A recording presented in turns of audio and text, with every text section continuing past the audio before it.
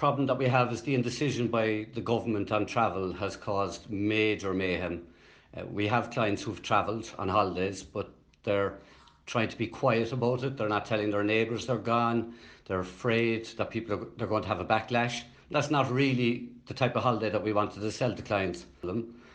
Ryanair have put a spanner in the works with the refunds because they're trying to get at the scraping companies, and that's causing us trouble yesterday, where they said that we needed to fill out further forms to get the refunds back.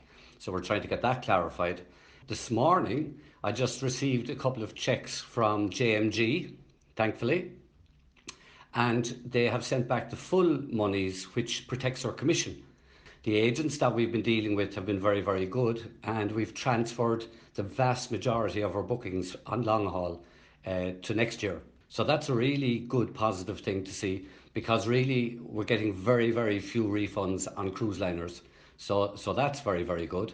The one thing that has come up in my view is the European package directive was up until the 20th of July, as you know, and people could cancel before that. So they took it down, and then it was open all the way through. And I was wondering, were they going to put back up another date like the 20th of September? But they haven't done that now. They've brought back in the old one, and we're now gone beyond the 20th of July. And it clearly states that if people want to cancel their holiday under the directive, we can charge an administration charge.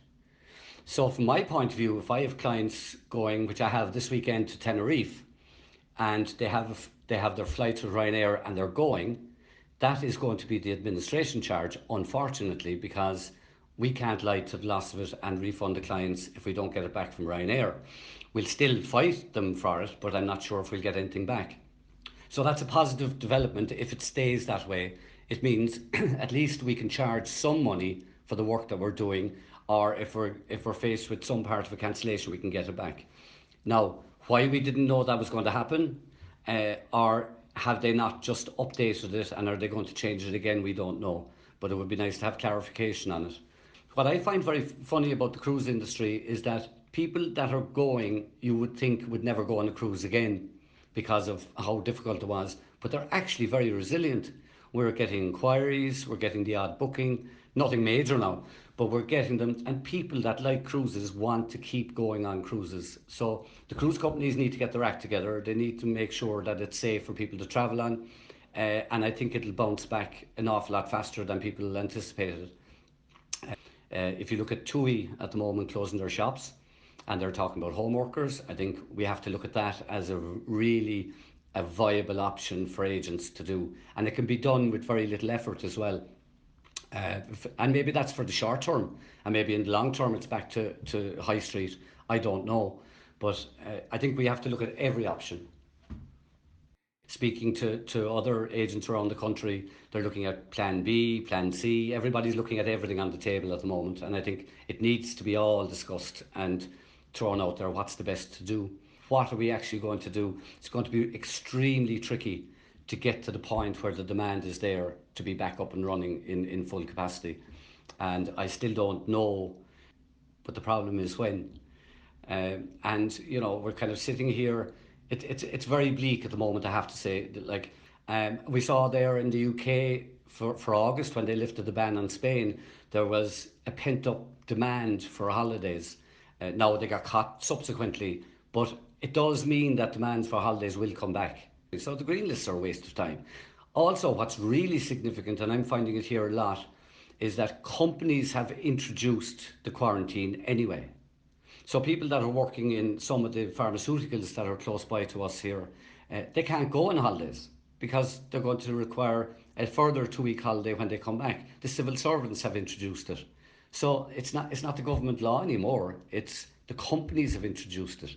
So we should really hibernate. That would be for me, would be the best thing.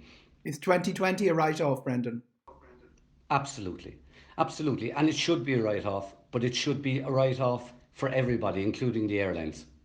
We should just stop the messing and the green. What's the point in having a country, a green list countries, when a country, say like Britain, can travel there, who have had a high rate of COVID, and you're sitting at a table in a restaurant in Greece with people from Britain or from other countries that have high rates, and running the risk of bringing it back into the country. So the green lists are a waste of time. The wage subsidy scheme to keep going.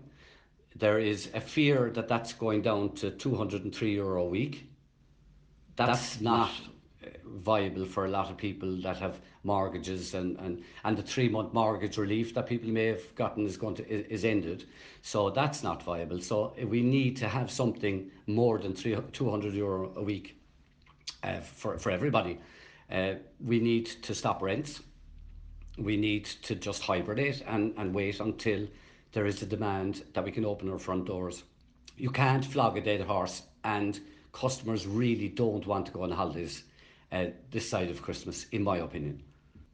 I really had thought that I would open the doors a couple of weeks ago, and we were on the verge of doing it. We didn't, and thankfully we didn't, because it's not making any difference on bookings. There's no point in opening a door unless you can get physical bookings in to create the demand and start moving. And we don't have it at the moment. It's very, very bleak, I have to say.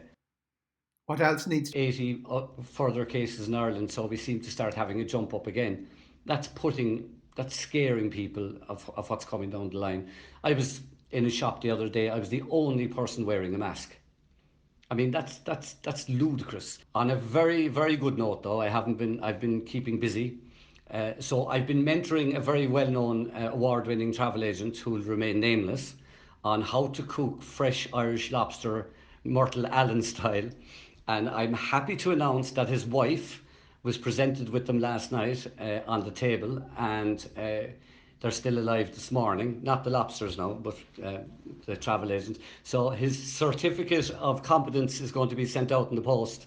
Now, if you do hear of severe food poisoning from shellfish in the Navan area, uh, I'm not taking any responsibility, because I believe the lobsters came from Mullaghmore and not Ballycotton.